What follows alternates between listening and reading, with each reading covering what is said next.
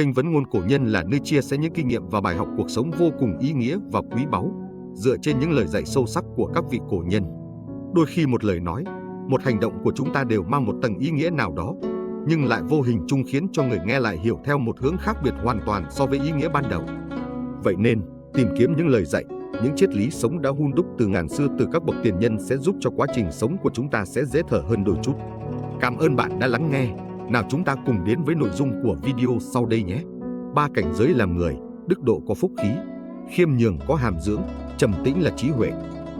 Hiền hậu, khiêm nhường và trầm tĩnh là những thứ tài sản tinh thần quý báu của đời người. Nếu có thể đạt được 3 tiêu chuẩn ấy, người ta nào còn lo thiếu phúc khí, trí huệ và sức mạnh đây. 1. Đức độ chính là phúc khí. Trong kinh dịch viết: địa thế khôn, quân tử dĩ hậu đức tài vật, ý rằng đất có tính nhu hòa, người quân tử lấy đức dày để nâng đỡ vạn vật. Hậu đức tái vật nghĩa là lấy đức dày mà bao dung, nâng đỡ vạn vật. Người xưa cũng ví đạo của đất là thiện lương, từ bi. Đất có thể chuyên chở vạn vật, sinh mệnh, con người. Người có đức dày cũng như mặt đất bao dung, nâng đỡ tất cả. Vì đức dày nên mới có thể bao dung, dung chứa mọi sự, mọi vật. Đức dày chính là phúc khí lớn nhất của đời người.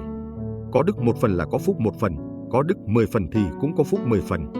Đức ấy giống như mạch nước ngầm dưới lòng sông, có sức mạnh vô cùng to lớn nhưng trên bề mặt lại không chút gợn sóng. Người cao quý không phải bởi danh phận mà chính bởi đã tôi luyện đức độ khiến cho người ta trong ngoài đều sáng, tinh thần lẫn thể chất đều tỏa ánh hào quang thiện lương. Trong Đạo Đức Kinh, Lão Tử cho rằng những thứ lộng lẫy, phồn hoa, danh lợi thì rất mỏng manh. Thực sự bền vững chỉ có đạo mà thôi. Đạo ấy chính là thuần phác, mộc mạc, là có thể quay trở về trạng thái tự nhiên vốn có. Điều này cho thấy rằng một người đạo cao, đức dày thì tư chất nhất định phải mộc mạc, chân thành. Đừng chạy theo sự phồn hoa, hư danh, bởi khi một mực theo đuổi chúng, người ta sẽ trở thành kẻ đạo đức giả. Người đức dày, phúc hậu cũng chính là người thông minh thực sự, ai cũng muốn kết giao. Ở gần họ, người khác cảm thấy thoải mái, yên ổn, cảm nhận mình được tôn trọng, tin cậy. Bởi vậy, người đức dày có thể kết thiện duyên được với nhiều người, qua đó tích tụ được phúc báu, thuận lợi trong mọi chuyện dù là trên đường làm người hay làm việc. Trong lòng luôn thương xót người khác, trong mọi hoàn cảnh luôn nghĩ cho người chính là một loại phúc hậu. Người phúc hậu bản thân luôn nghĩ làm được việc tốt giúp người khác, không tư lợi, ích kỷ. Bởi vậy, khi kết bạn với những người phúc hậu, bạn cũng không cần phải nghĩ cách đề phòng họ. 2. Khiêm nhường biểu hiện hàm dưỡng. Trong Chu Dịch viết rằng, khiêm tốn là cái gốc của đạo đức, nhường nhịn đứng đầu mọi loại lễ nghi, phép tắc. Người khiêm nhường, tao nhã là người có đức hạnh cao, tấm lòng độ lượng bao dung, cũng là người một lòng cung kính đối với mọi việc, mọi người xung quanh. Sự cung kính đó không phải bắt nguồn từ lòng sợ hãi mà xuất phát từ sự tôn trọng. Quẻ Khiêm trong Chu Dịch có viết: đạo trời là rút bớt chỗ dư thừa mà bồi đắp chỗ thiết huộc. Quy luật của đất đai là chỗ cao lời thì bị xói mòn, còn chỗ trũng thấp thì được đắp bồi. Luật quỷ thần thì trừng phạt kẻ ngạo mạn, ban phước cho người khiêm tốn. Đạo làm người thì tự mãn bị ghét, còn khiêm hạ được thương. Như vậy, người xưa nhìn nhận rằng, dù là đạo trời hay đạo làm người, cái gốc đều ở một chữ khiêm này. Núi cao trùng điệp không ở giữa vùng đất rộng lớn mà ẩn trong lòng đất. Sự cao lớn của nó không để lộ ra ngoài. Điều này cũng giống như người có đức hạnh cao, bề ngoài nhìn vào thì trông chất phác, giản đơn nhưng chính là hữu xạ tự nhiên hương, chí khí ngất trời. Trong phép ứng xử, nếu người ta có thể lùi một bước mà nhượng bộ thì sẽ thấy được một cảnh giới khác. Không ngạo mạn chính là khiêm, lùi một bước chính là khiêm. Nói thêm một lời cảm ơn, xin lỗi cũng chính là khiêm vậy. Trong Sử Ký có ghi chép về chuyện Lão Tử và Khổng Tử gặp nhau. Lão Tử nói, một thương nhân có đầu óc thông minh, lanh lợi sẽ rất hiểu giá trị ẩn chứa của một món hàng mặc dù nó có thể có vẻ ngoài rất tầm thường, không có giá trị gì. Bậc quân tử phẩm chất cao thượng rất hiểu được đạo đức nội tại ẩn giấu của một con người, cho dù vẻ bề ngoài của họ dường như rất ngờ nghệch, chậm chạp. Đây chính là điều mà người xưa vẫn gọi là đại trí nhược ngu, nghĩa là người tài giỏi có vẻ ngoài đần độn.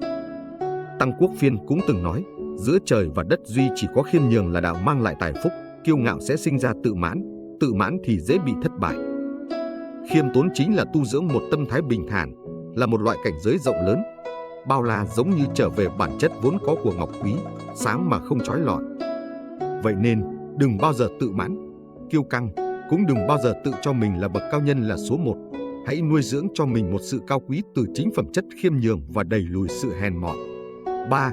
Trầm tĩnh là thể hiện của trí huệ. Tĩnh là một loại trí huệ mà người xưa luôn tôn sùng. Người xưa nói, tĩnh có thể khắc phục được tính khí nóng nảy của bản thân. Trí huệ, đạo đức của chúng ta thảy đều từ sự thanh tịnh, yên tĩnh toát ra từ nội tâm. Mỗi ngày huyên náo là một ngày tâm thái thấp thỏm, âu lo. Tính khí nóng nảy, giận dữ cũng không thể khai mở được trí huệ. Ông cha ta cũng dạy, tĩnh sau đó mới có thể an, an sau đó mới có thể nghĩ, nghĩ sau đó mới có thể đắc được. Tĩnh có thể sản sinh ra trăm loại trí huệ. Đạo gia rằng, tâm hồn người ta phải ở trạng thái thanh tĩnh, bởi tĩnh mới sinh ra định, định mới có thể sinh trí huệ. Các bậc cao nhân sở dĩ nói, nước tĩnh cực điểm có thể thấy được hình ảnh rõ ràng, tâm tĩnh cực điểm có thể sinh ra trí huệ là vậy. Thời còn trẻ, Tăng Quốc Phiên rất hay nóng giận khi hành xử, làm việc. Thầy dạy của ông là Đường Giám khi đó đã tặng Tăng Quốc Phiên một chữ tĩnh.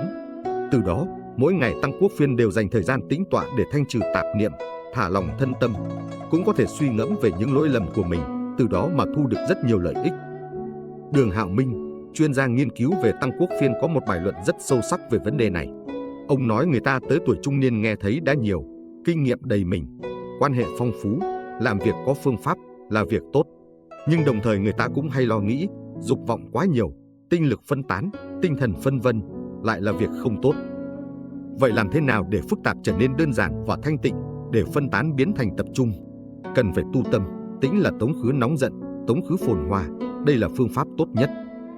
Có thể thấy rằng, những người gấp gáp, bước chân vội vàng thường sẽ bỏ qua rất nhiều những điều tốt đẹp. Chúng ta có thể đã từng phung phí những năm tháng cuộc đời hoặc lê bước trên đường đời lầy lội nhấp nhô. Nhưng nếu chúng ta có thể dừng lại một chút, thản nhiên nhìn xuyên qua những phức tạp phồn hoa và tìm một chút an tĩnh trong tâm, khi đó chúng ta sẽ có thể dễ dàng cảm nhận được những niềm hạnh phúc trong cuộc sống bình dị này. Sự thanh thản, bình an ấy, nghìn vàng cũng khó mà mua nổi vậy. Nhân sinh là như vậy.